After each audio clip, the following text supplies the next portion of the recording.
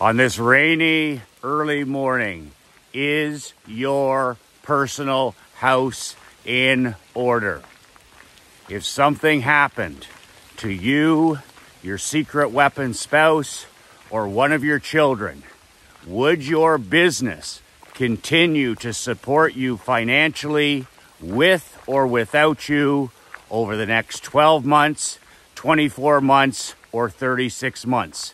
Is your house truly in order? Get that trash out of your life. You have legacies to build. We grew that business from 3.4 million to 17.1. Horsepower, not horse shit. You want to be the parent that's an ally. They don't need another friend. Not everybody's cup of whiskey. Toughest advice for the toughest businessmen. Be relentless. Michael McLean, NoBullBook.com, BadassLetter.com. When about 5.5 years ago, my wife, Krista's father, Al Hardy, had a very serious paralyzing stroke. It came right out of the blue. He was in early retirement. He's the type of man who's always outside working on his property, you know, busy for 16 hours a day, former entrepreneur, real estate agent, just a big, strong, powerful man. And I'll never forget, I took the phone call from Krista's mom.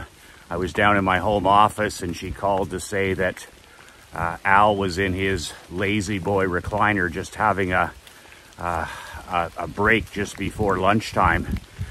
He wasn't feeling well. He was feeling, you know, low energy, and he sat down in his recliner, and his world changed that day. And consequently, Krista's mom, her world changed immediately.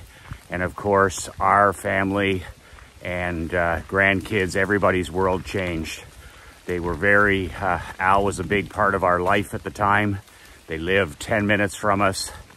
And 5.5 years later, he lives in a rehabilitation retirement community about 5 minutes from here. As you may or may not know, we sent him to Chicago to the incredible Shirley Ryan Stroke Clinic so that they were able to work with him so that he could walk again after he was told that he would never walk again. So he has a touch of freedom, but he's lost his control. He's lost his autonomy. He's lost his personal sovereignty, and that was 5.5 years ago. But here's the part that nobody ever talks about in these situations. When if your wife, secret weapon, was diagnosed with something serious tomorrow or today, if your wife had a stroke or a heart attack or was diagnosed with cancer, and you had to take a leave from your company, from your business, from your entrepreneurial endeavors for the next 12 months, maybe the next 2 years, maybe even the next 3 years, so that you could be there for her emotionally, spiritually. You know, you have to be there in person. You need to be able to financially support things that aren't covered by medical insurance. You know, things like this. Would you be able to walk away from your business and not work for the next year, the next 2 years, even the next 3 years? And would your business continue on with or without you, providing income, providing profit, providing peace of mind and freedom for you? That is what having your business house in order is all about. And admittedly, this is 99.9% of business owners are trapped. They are slaves to the machine that they accidentally built. They are what I call a Frankenstein CEO. You are the boss of a monster Frankenstein business that literally owns your ass.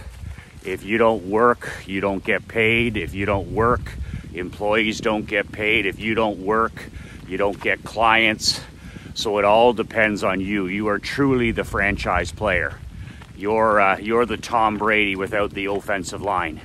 You're the Tom Brady without the number 2 quarterback in case of injury. And with no safety net like that, if anything happens, and things constantly happen in life, this is why I'm a believer in worst case scenarios. I was trained this way, first of all, as a young entrepreneur from the age of 12 up. My mom and my dad always trained me for worst case scenario. As a pro hockey coach, I was trained in a worst case scenario. As an amateur coach for 22 years, worst case scenario. And now 31 years in the business trenches as a small business owner, as a salesman, I've always been trained worst case scenario. Always expect the best and always prepare for the worst. So is your house in order? Are you prepared for the worst?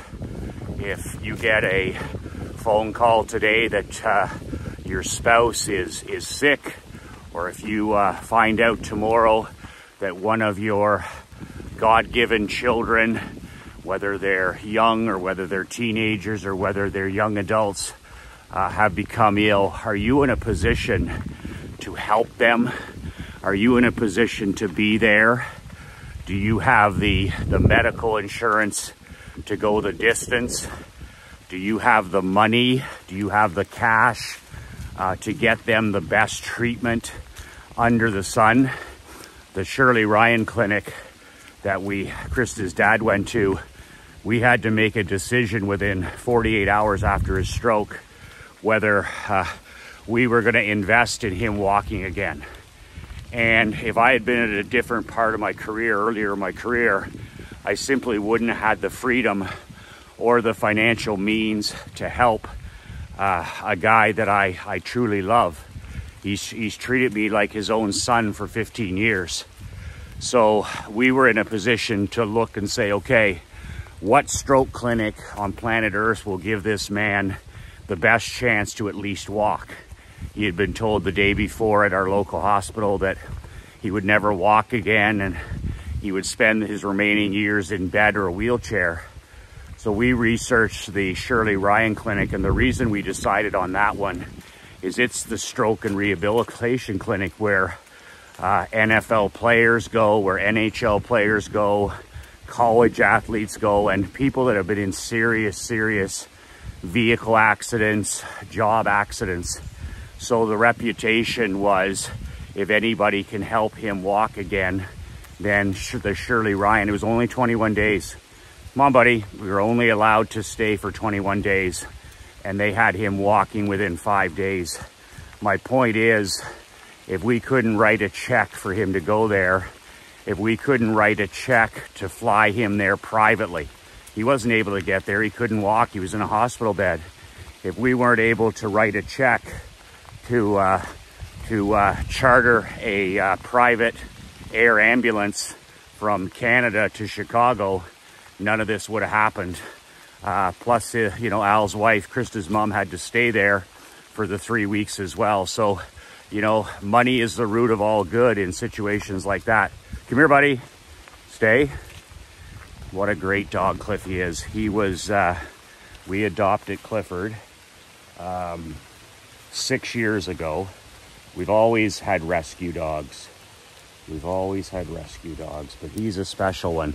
We got him as a 2-year-old. He was in a welfare apartment with 2 pothead drug dealers, young guys in their 20s, 2 tomato cans. And he had been abused physically because it took 1 month for my dad to be able to pet Clifford. It took a month for Krista's dad to be able to pet Clifford, and the rest is history. Never heard this dog growl in 6 years since those first 30 days. But whenever I open up the newspaper or a book and he's there, he always skitters away, flinches. And that's because he's been hit with a newspaper or a book or given a kick in the pants before. But that's all behind him. He spends about 8 hours a day in the lake swimming. We take him to Naples with us. He's been on private jets. He's been to different countries, but mostly he just loves these walks every morning with me and with Krista. It's pouring rain out, as you can see. You know, liquid sunshine, liquid sunshine. I get up this morning and I had to make a simple decision with myself. Do I negotiate the process? I have a process that works for me to be the best version of myself, for me to have my house in order, for me to have personal sovereignty, and you know, a little bit of rain.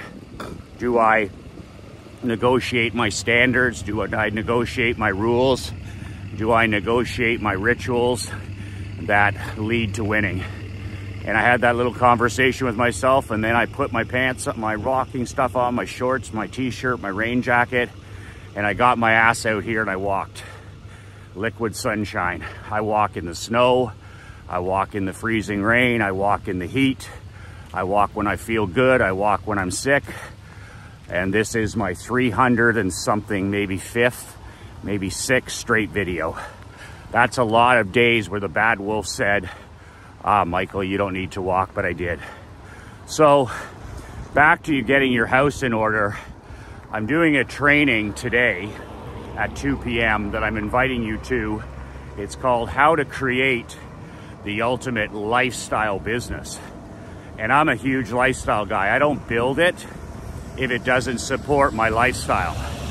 If it doesn't improve my health, if it doesn't make me money, if it's not fun and it doesn't serve others, I don't do it. I don't create that business. I don't get involved. It's a hard no if all those boxes are checked. So if you are the owner of a Frankenstein business, if you're trapped in your business, but here's the most important part. If your business won't support you, whether you're working or not, if something happens in your world and somebody needs you, then we need to untangle that mess today. And that's what I'll help you do at 2 o'clock Eastern. The links are below this video. There's a link in the PS and the email. But if your business won't support you in a time of need financially, also time, if you have to trade time for dollars and you couldn't be with your you know, your best friend if she was in need, or you couldn't be with your children around the clock if necessary, if you had the stress of those medical bills, maybe you don't have any medical insurance, well, let's get that fixed, because I am a big believer in worst case scenario. In professional and amateur hockey, if I hadn't a mindset of worst case scenario, I would have got my ass handed to me day in and day out. Same in business. If you don't have a worst case scenario, expecting the best but preparing for the worst, you're gonna get your ass kicked every single minute of the day. Well, it's the same in running your business, creating your business, and building your business. Is your house in order? And if you're like 99%, more than that just have a high paying job, you've accidentally created a business that runs you, you don't run the business, then let's untangle that mess today. And let's get this set up where it's a lifestyle business, where a business that provides you with cash flow, whether you're working or not working, a business that can run with systems and procedures. Think McDonald's, you know, think franchise, where, you know, if you're there or not there, the receptionist still answers the phone the same way. You still process this the same way. Your service is still the same way. Your salesmen still use the same scripts. This kind of thing. Let's put that playbook together. And we'll do that today at 2 o'clock. So that's it. Pouring rain. I'm going to go take Emery to school. I have a big cup of coffee, read a little bit, and then put the finishing touches on this PowerPoint. It's going to be 90 minutes. There's no cost to attend. The link is below. How to create the ultimate badass millionaire lifestyle business. Today, let's get your house in order. 2 words that changed my life. Remember to tell your wife and children how much they mean to you and how much you love them. Doesn't matter how you do it. Text, email, post-it note, write on the bathroom mirror, put something in your wife's lunch I hid a note under a big thing of lettuce the other day on the kitchen counter. Krista was putting away the groceries, and I had this little note under there thanking her for everything she did over the last weekend for our Canadian Thanksgiving. So little things mean a lot. Make sure you're telling your wife and children every day how much they mean to you. That in itself is a worst case scenario strategy before it's too late or before it ends, because there is a final time for everything. 2 words that changed my life. I'll see you at 2 p.m. Eastern today. 2 words that changed my life. 2 words that'll change your life. Be relentless.